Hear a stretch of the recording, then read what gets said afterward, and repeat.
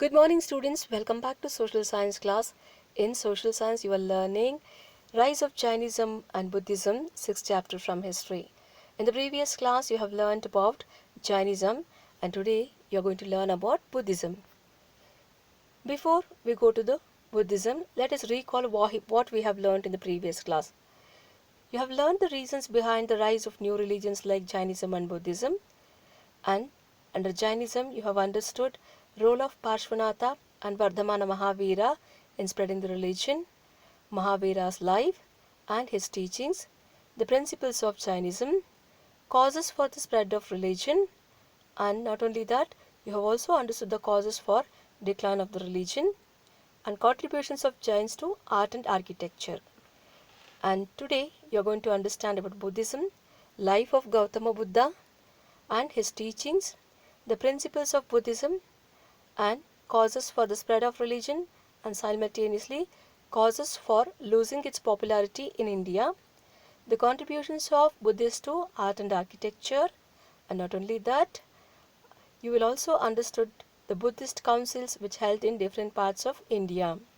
So without much delay, let us start the lesson. Buddhism. Buddhism catered to religious striving of time. It was midway between Hinduism and Jainism. Buddhism presented the ascetic traditions to Indian society. It had more followers abroad than in India. Buddhism is one of the imprints that India has left on other civilization. Who founded Buddhism? As you are aware, Gautama Buddha was the founder of Buddhism, who was there between 563 BCE to 483 BCE. Let us know about his early life. He was born at Lumbini Garden, which is there in Nepal at present, in 563 BCE. His early name was Siddhartha. His parents were King Shuddhodana and Queen Mayadevi. Shuddhodana was the chief of Shakya clan of Kapilavastu. Mayadevi died when Siddhartha was a child of 7 years old. 7 days old, okay. So he was brought up by his aunt called Mahaprajapati Gautami. Siddhartha was brought up in great luxury and he got married to Princess Yashodhara at the age of 16. He got a son named by Rahula.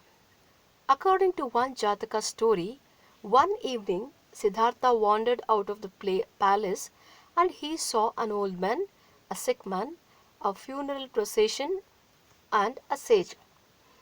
Siddhartha saw only sorrow and suffering in the first 3 scenes and found happiness in the fourth, that is, a sage who had renounced the worldly life.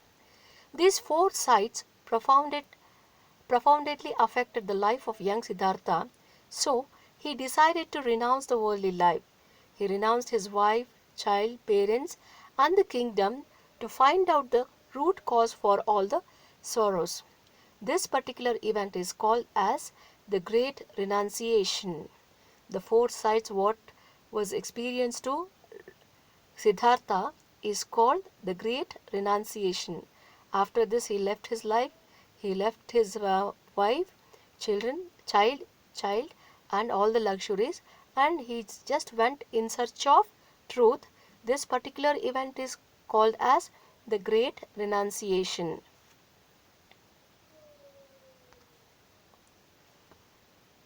After leaving home, what he did? Siddhartha spent the life of wandering ascetic. He kept himself away from sensual desires and realized that mere penance will not bring enlightenment. He attained enlightenment under a peepal tree at Gaya at the age of 35. He then onwards came to be known as Buddha, meaning the enlightened one. He was also called Tathagata, which means one who has realized the truth. The religion he founded came to be known as Buddhism. The next important event is Dharma Chakra Pravartana. At the place where Buddha got enlightenment, a temple known as Mahabodhi temple was constructed later. The peepal tree is now referred as Mahabodhi tree. Buddha was also called Tathagata, as I told you. The founder of the truth, meaning is the founder of truth. Tathagata means the founder of truth.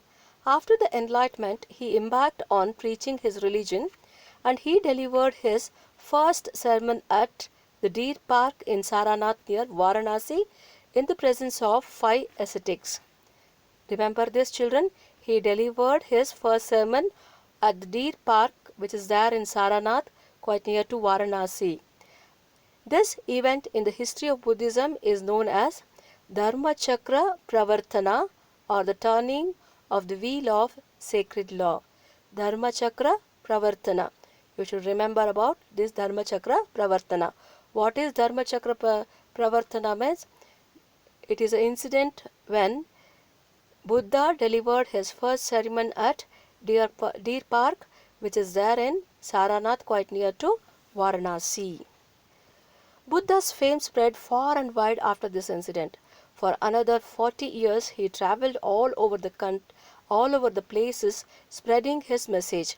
He established a Bodh Sangha or Buddha Sangha, and at Magadha, he had a large number of followers, including the rulers of Magadha, Kausala, and Kausambi. His disciples were from all the class of society. That means they were rich, they were poor, and they were middle class. So everybody started accepting the teachings given by Gautama Buddha. Gautama Buddha in his last years went to Kushinagar, which is near Gorakhpur district in Uttar Pradesh. He obtained Mahaparinirvana at the age of 80 in 483 BC at Kushinagar.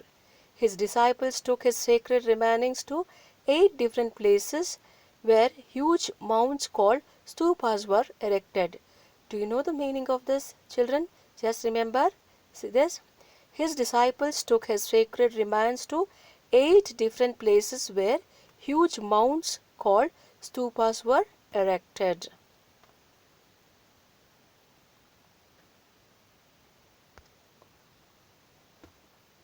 Mahaparinirvana or Nirvana. I have told you the meaning of Nirvana. Nirvana or salvation refers to getting free from the cycles of birth and death. Getting free from the cycles of birth and death is called Nirvana. So when he was 80 years old, he attained Mahaparinirvana at Kushinagar. Now let us come to teachings of Buddha. Before we go to teachings of Buddha, let us know the truths what was discovered by Gautama Buddha. Buddha followed a simple path and inspired people to lead a simple life. His teachings have been reconstructed from stories found mainly in the Sutta Pitaka. His message to people was that the world is full of sufferings and a man could attain salvation by following his teachings contained in the Eightfold Path or Four Noble Truths. Eightfold Path and Four Noble Truths are eligible to make people to get rid of all type of problems. What are those? Let me tell you about Four Noble Truths. Which are those Four Noble Truths means? See that the essence of Buddhism lies in Four Noble Truths itself. That is, he said that the first one is the world is full of suffering. It means the world itself is full of suffering. Nobody is free from such sufferings. The suffering has a cause. Why we suffer? There is a reason. So if everybody feels that we are suffering, there should be some reason. Obviously, the reason is there. So what is that reason means? Very simple. That is nothing but desire is the cause of suffering. Desire is the cause of suffering means everybody has one or the other wish or any type of desire. I want this, I want that, and that itself will make us to suffer. It may be related to material values or emotional, whatever you say, that certain sort of desire will make us to feel that we are suffering. So that's why he said that desire is a cause for suffering, otherwise it is a cause of suffering. If desire is stopped, suffering can be stopped. If you don't have any type of such wishes, obviously you can live happily. That's why he said that the world is full of suffering. Why it is suffering? because suffering has a cause. What is that cause? Desire is the cause for suffering. Suppose if you are able to come out of your desires, then you can be happy. So you can be happy with and you can enjoy your life. So that is what he says that. So these are the four noble truths discovered by Gautama Buddha. He advocated these noble truths, and after that he also said that eightfold paths to follow. What are that? What are the eightfold path theory principles given by Gautama Buddha? Eightfold path, the way to nirvana in Buddhism, or the path that leads to removal of suffering, is known as eightfold path, or it is also called as the middle path. Once again I'll repeat you. What is the eightfold path? Means the way to nirvana in Buddhism, or the path that leads to removal of suffering, is known as eightfold path, or it is called as the middle path in Buddhism. It is a path midway between luxurious living and hard penance. Penance means meditation. Okay. It is a midway between luxurious living and hard penance, which includes 8 basic principles. What are those? See that he will say that right action, right speech, right vision, right livelihood, right effort, right recollection, and right resolve, and right thought. So let me explain in detail. Right action. What is this right action? To remain away from theft, luxuries, and violence.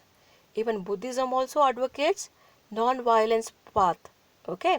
So right action will say that the people should be away from theft, luxuries, and violence. We should not include in all these activities. We should not harm others, any creatures, and we should not run behind the luxuries, and we should not try to steal anybody's wealth.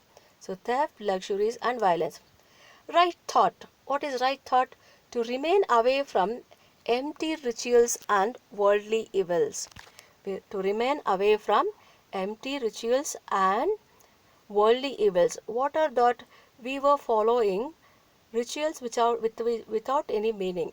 So he will say that if you don't know the meaning of rituals, which is meaningless in performing, otherwise it which is no don't have any specific reasons, you should not follow it. And also worldly evils, don't try to go for blind faiths. Okay. Next, right belief. To give up desire is a right belief. What is that? We should not have anything to say that I just want this, I want this, I should remain like this. So you just leave that and give up your desire. That becomes right belief. Right living. That means not to have dishonest dealings with the others. Not to have dishonest dealings with other. Whatever the livelihood you earn, try to earn honestly. Don't try to go in a other way. So that is what we call it as right living, otherwise livelihood, right livelihood. Next, right speech. Speak the truth and do not think ill of others. So when you try to speak, always try to speak truth. Don't think ill of others. That means don't try to harm others. Next, right effort. Work for deliverance from sin and for the welfare of others. Work for deliverance from sins and for the welfare of others. You try to give good for others and try to be away from sins. That means you should not commit mistake, and simultaneously you should put an effort to improve the welfare of others. That means try to help others. Next, right recollection. Think about holy things only. So don't try to think about other things. Try to recollect. Try to recollect the things which is going to bring good. That means holy things should be recalled. Next, right meditation. That means concentrate on only what is right. Right thought means concentrate only one thing which is going to put you into good path. That is what right thought. So once again I'll repeat you children. What are the eightfold paths? Means the right action, right speech, right vision, right livelihood, right effort, right recollection, and right resolve, and right thought. He gave his messages in practical language.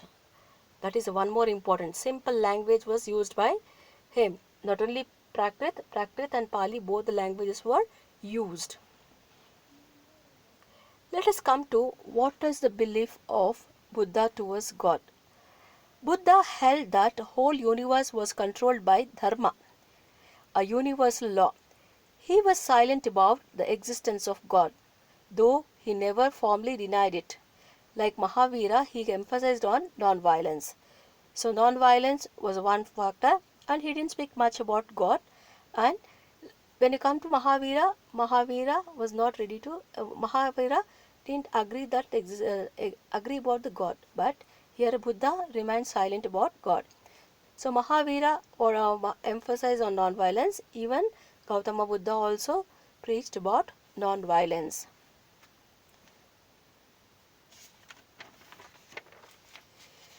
Nirvana. Nirvana, let me explain once again. Nirvana, the ultimate goal of life is to attain nirvana or salvation.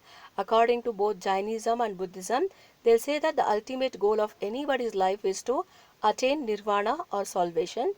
It is a peaceful state of mind which conquers all diseases, makes the person free from the cycle of birth and death. As earlier I told you, this is nothing but it is getting free from birth and death cycle. He also advocated universal brotherhood. Buddha preached universal brotherhood of mankind. He wanted people to live in peace. Setting aside all the differences, he invited people of all the classes and races to join Buddhism. And next, faith in rituals and sacrifices. When it comes to that, Buddha said that yagnas cannot change a man's destiny. You know that in Vedic period, the priest used to perform yagnas to get relief from their bad things and improve their conditions. But here Buddha very clearly said that the yagnas cannot change man's destiny. Sacrifices and rituals are empty ceremonies. And ahimsa, like Mahavira, Buddha attached to importance to sanctity of life and followed the path of non-violence. Okay, children, and after that, let us know what are the two different divisions of Buddhism. So Buddhism also got divided into three important units, that means divisions, that is Hinayana, Mahayana and Vajrayana. So basically it is divided into two, that is Hinayana and Mahayana. Further it is divided into Vajrayana. So let us know about Hinayana and Mahayana. What is the difference between Hinayana and Mahayana? Hinayana stood for following the doctrine of Buddha in letter and spirit. It denied the existence of God. Hinayana holds that the Eightfold Path is the only means of salvation. It shuns idol worship and does not believe that Buddha was God. So here Buddha is not considered as a God, but they follow the Eightfold Path what is given by Gautama Buddha. This particular branch is known as Hinayana. Mahayana, it is a combination of Buddhism and Hinduism. Mahayana believes that Buddha was an incarnation of God and he was the one who could ensure salvation. According to Mahayana, the Bodhisattva were those holy Buddhists who had not yet got nirvana like Buddha, but who were proceeding rapidly towards it. Buddhist scholars like Nagarjuna and Asanga founded the Mahayana sect. They wrote their scriptures in Sanskrit. The followers of this sect are found in northwestern parts of India, Southeast Asian countries, China and Japan. So when you go to Hinayana, Hinayana is found in India, Sri Lanka, Myanmar, Cambodia and Laos. Once again I will repeat you, Hinayana is followed in India, Sri Lanka, Myanmar, Cambodia and Laos. Mahayana is followed northwestern parts of India, Southeast Asian countries, China and Japan.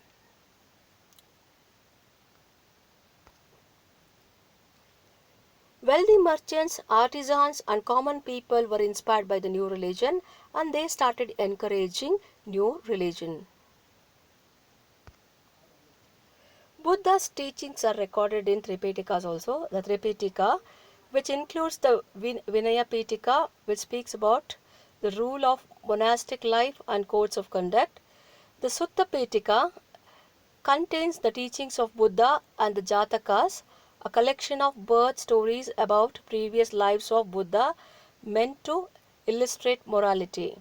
And then next one is the Abhidhamma Pitaka, which discusses the nature of consciousness and includes Dhammapada, a collection of 424 verses on ethics. Let me explain once again. The three Pitikas are Vinaya Pitika, Sutta Pitika, and Abhidhamma Pitika, which contains the teachings of Gautama Buddha. Spread of Buddhism. How did Buddhism spread? Buddhism spread not only in India and also in foreign countries. Which are the factors responsible for spread of the religion? Means Buddhism followed simple teachings. The teachings of Buddha were simple and easy to follow, so it was accepted by the masses. The next is language. Buddha preached in Pali and Prakrit, the language of common people, which was easily understood by all, and many people accepted Buddhism. It is a common factor. When you are able to understand something and practice very easily, obviously you will show interest to learn. In the same way, even Buddhism was very easy to understand because it was taught in their own language, and that's why the people followed. One more thing is simple practices. Next, the principles of equality. Buddhism encouraged everyone, irrespective of caste, color, creed, and gender. It welcomed everyone who are interested and it advocated its principle. Buddha opposed caste system and preached social and gender equality.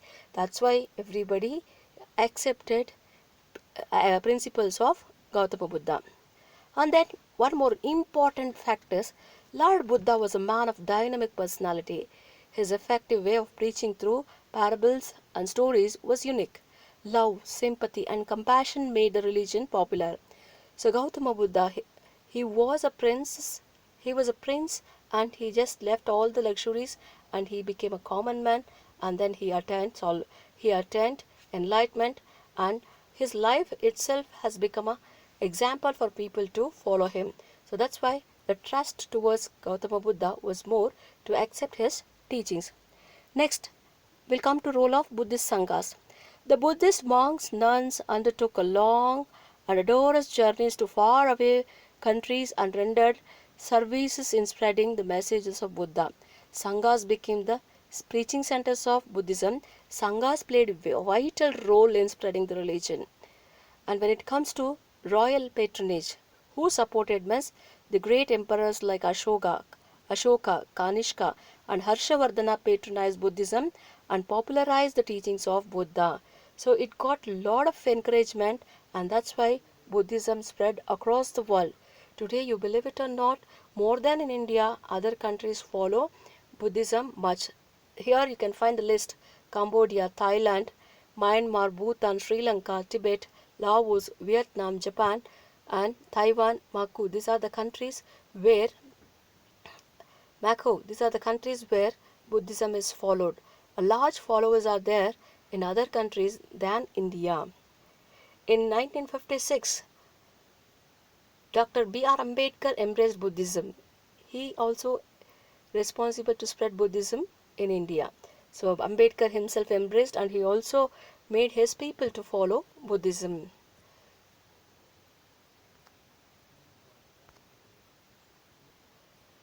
Now let us know the causes for losing its popularity in India. What made Buddhism to lose its popularity means split in Buddhism. You know that Buddhism got divided into Hinayana and Mahayana as a major, and also one as Vajrayana.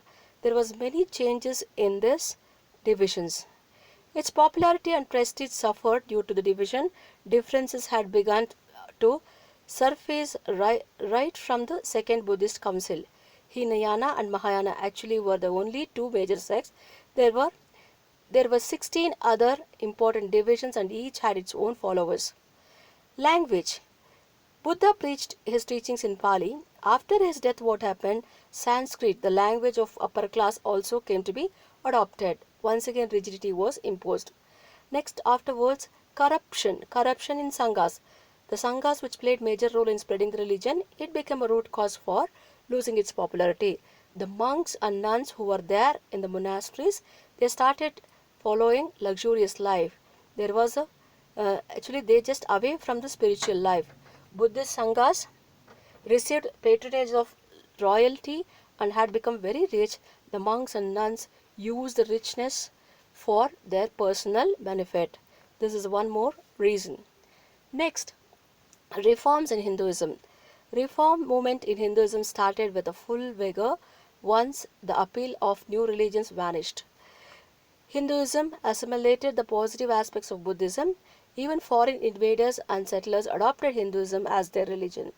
Among these are included the Shakas and the Shatavahanas. And next is invasion, foreign invasion.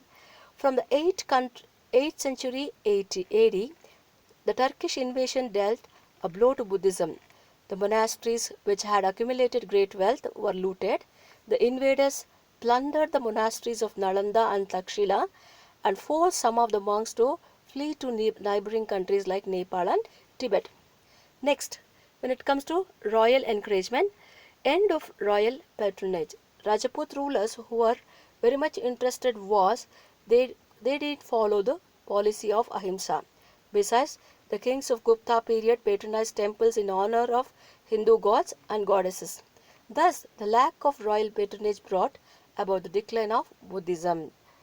These are the causes for decline of Buddhism.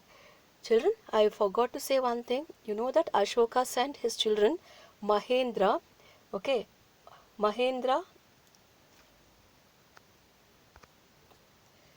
daughter Sangamitra.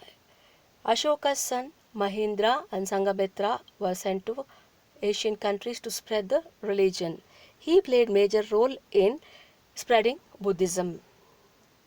So you know the causes of spread of religion, and also you have understood the causes for decline, not reducing the popularity of Buddhism.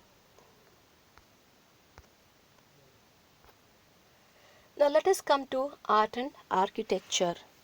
Buddhism made immense contribution to the evolution of art and architecture.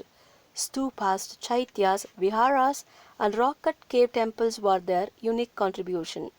The stupa is a semi-spherical solid dome-like structure containing the relics of Buddha like hair, teeth or bone.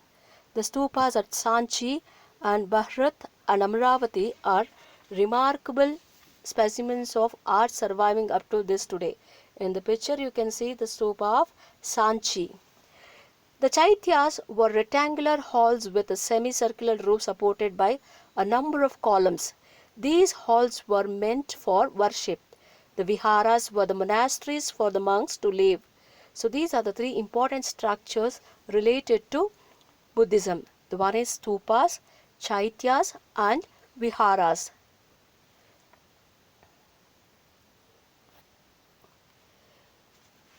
Let us come to Buddhist councils which held in India.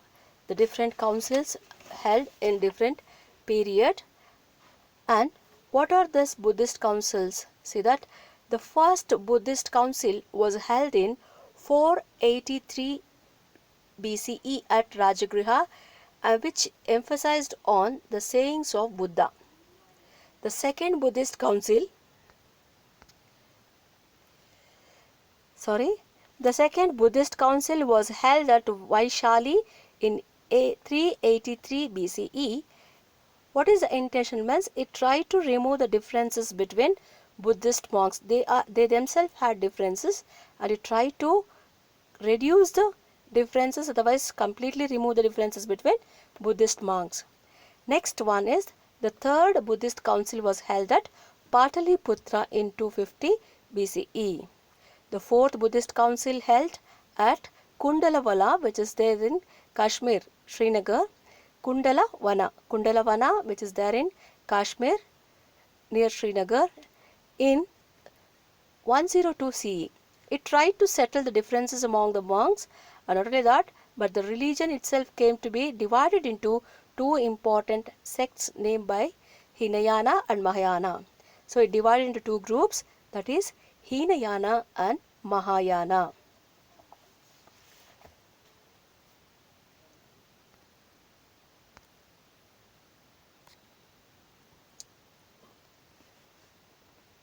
The statues of Buddha, the statues of Buddha we can find at Amaravati, Nagarjunakonda, Ajanta are the very famous one. The viharas and chaityalas can be seen in Karle and Nasik, and they followed Gandhara art. Children, with this we have come to an end of the lesson, and then last class I told you to write answers for the two questions, and today you will complete the remaining questions. What are the noble truths declared by Buddha? Name the Tripitakas. How did Jainism spread in South India? And also you just note that you can also write the causes for spreading Jainism and Buddhism. So before I conclude, let me recall the lesson once again. In today's class, you learned about Buddhism, life of Buddha, teachings of Buddha, and then causes for the spread of the religion and causes for reducing its popularity in India, contributions of Buddhists to the art and architecture, and finally, you have understood about councils which held in different parts of India. So, as usual, the queries can be put in WhatsApp group, and try to complete this answers in your homework book, and then afterwards you have a small assignment. What is that means? Collect more information about life of Mahavira and Buddha. This assignment you can write in homework book. So notes will be given later. I hope you have understood the lesson, children. So thank you for listening, and let us end this session here itself. As I just told you this, with this your first semester portions ended. So this is last lesson from history wing for your first semester. So after this lesson, understand that your first semester portion is completed. Okay, and let us go to second semester after your first semester examination.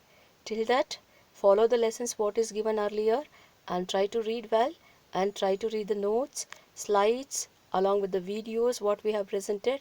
Everything should be known to you, and these are the contents you are going to attend as an examination part. Take care, children. Have a nice day. Thank you.